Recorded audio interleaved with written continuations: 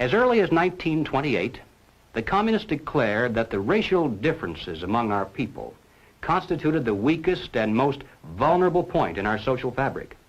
By constantly probing and straining at this one spot, they calculated that eventually the cloth could be torn apart and that Americans could be divided, weakened, and perhaps even set against each other in open combat. We mustn't kid ourselves into thinking that the communists have placed their agitators only into the black communities. They're working both sides of the street.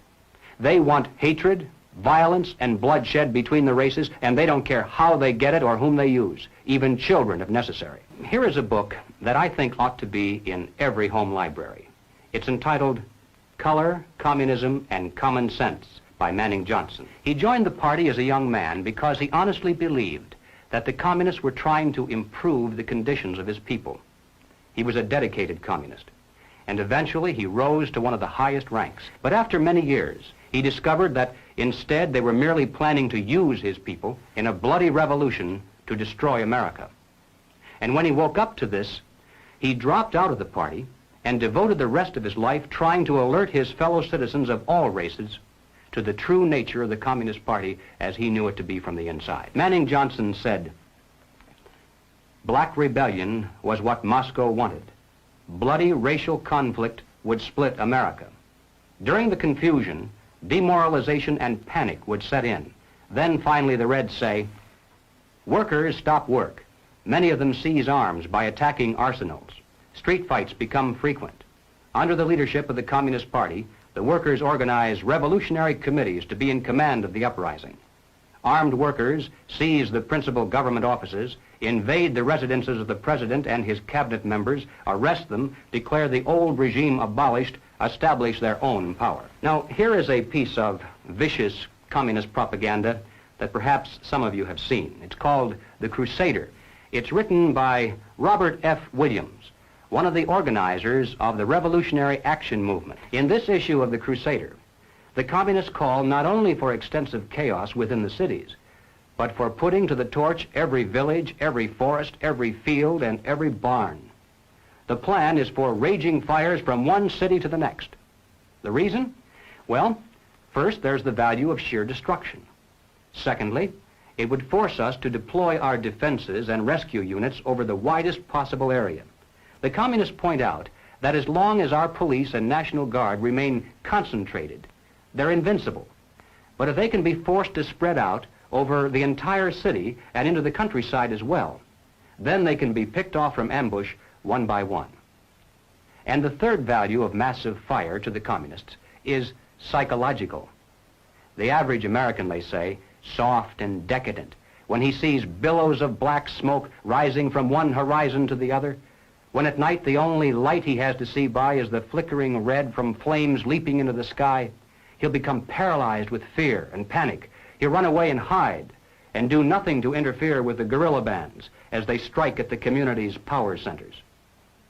The Crusader explains how to set up sniper units in crowded metropolitan areas, how to manufacture jumbo Molotov cocktails, the gallon jug size, and how to mix the gasoline with certain ingredients to make it burn like napalm, how to pour gasoline into utility manholes in the streets to set fire to the main telephone cables, how to put sulfur tips from matches into air conditioning units and blow up large buildings, how to ignite gas mains and oil storage tanks. It explains how radio-controlled model airplanes can be used to fly explosive charges over heavily guarded fences into gasoline storage areas or munition stockpiles. It even calls for infiltration into the National Guard units, revolutionaries posing as non-militants for the purpose of getting free military training and for gaining access to critical military supplies and heavy weapons. And then, finally, Robert Williams says this: any all-out minority revolution must create a state of crisis wherein almost all of the male population would be forced to remain in their homes to protect their property and families. The middle class is very large, but it is not accustomed to deprivation and terror. Because of its affluence, it has waxed soft. It has no stomach for massive fire, blood, and violence. The motive force behind its life drive is its endless pursuit of prestige, conspicuous consumption, and sensual pleasure. A few years of violent, sporadic, and highly destructive uprisings will set the stage for the grand finale. After the stage is properly set through protracted struggle, America could be brought to her knees in 90 days of highly organized, fierce fighting, sabotage, and massive firestorm.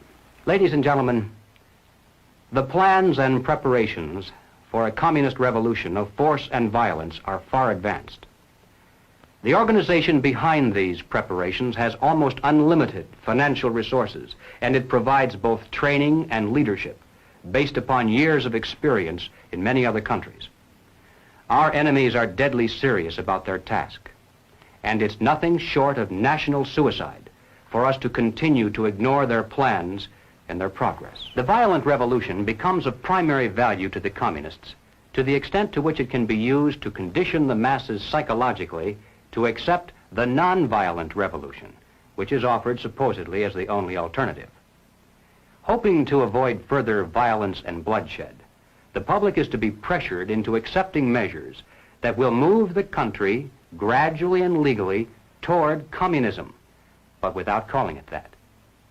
The strategy of the proletarian revolution calls for the quiet conversion of our government into a communist regime, but under the banner of socialism. Well, what is socialism? All right, let's define it. According to the dictionary, socialism is a political concept based upon the principle of government ownership and control of property, the means of production, and the avenues of commerce.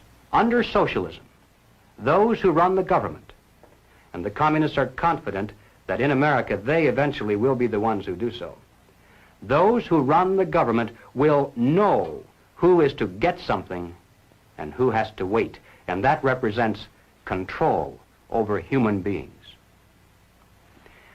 What has all this to do with the communist revolution in America?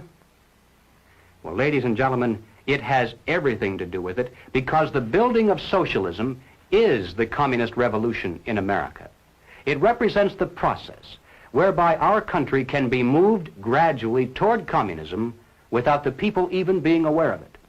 No matter what grievance we may have, real or imagined, no matter what national problems we may face, the communists seize upon these as excuses to build socialism.